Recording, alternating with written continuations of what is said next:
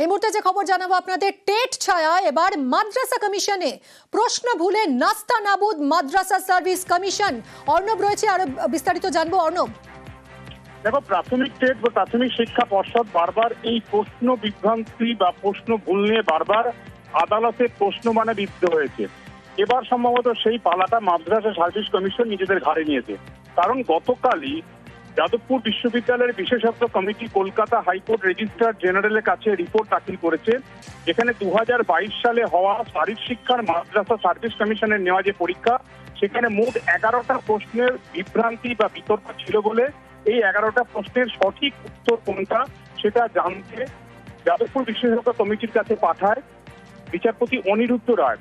এবং 2022 সালের এই পরীক্ষায় যে রিপোর্ট গতকাল এসছে কলকাতা হাইকোর্টের রেজিস্ট্রার জেনারেলের দপ্তরে, সেখানে দেখা যাচ্ছে 8টা প্রশ্ন সেটা ভুল। অর্থাৎ প্রাথমিকে 6টা আমরা দেখেছিলাম 2014 টেটে, পরেরগুলোর ক্ষেত্রে নির্দিষ্ট কতগুলো এখনো জানা যায়নি, সেগুলোরও বিভিন্ন কমিটি কাজ করছে। 2022 টেট নিয়েও 17 নিয়েও এরকম অভিযোগ রয়েছে। কিন্তু মাদ্রাসা সার্ভিস কমিশনের ক্ষেত্রে এবার দেখা গেল 11টার মধ্যে 8টা প্রশ্ন ভুল, এবং এই প্রশ্ন ভুল রিপোর্ট ইতিমধ্যেই এসে পৌঁছেছেন। সেপ্টেম্বর মাসে 3য় সপ্তাহে শুনানি। সেক্ষেত্রে শারীরিক শিক্ষায় পরীক্ষার যে ফলাফল বা যে ভবিষ্যৎ, সেটাও কিছুটা হলো আইনি জটিলতার মধ্যে পড়ে গেল। নিয়ম অনুযায়ী প্রাথমিকের ক্ষেত্রে যেটা আমরা যেমনটা দেখেছি, যে ভুল প্রশ্ন অ্যাটেন্ড করলে ফুল মার্ক দেওয়ার কথা, কাজে 8টা প্রশ্ন ভুল।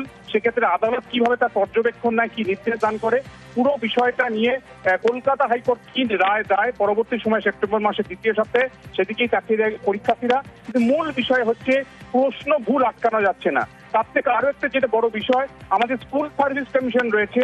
স্কুল সার্ভিস কমিশন যে প্রশ্নের উত্তর সঠিক উত্তর বলে একটি অপশনকে নির্দিষ্ট করছে, মাদ্রাসা সার্ভিস কমিশন বলছে না, এসএসসি ওই অপশন সঠিক নয়, তাদের সঠিক অপশন হচ্ছে এটা। কাজে এই প্রশ্ন বিভ্রান্তি সেটা কি তৈরি করা নাকি অনিচ্ছাকৃত হয়ে যাওয়া?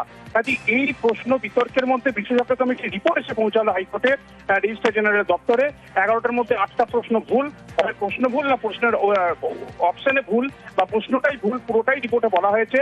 কাজেই প্রশ্ন বিভ্রান্তি বা প্রশ্ন বিতর্ক কিন্তু পিছু ছাড়ছে না।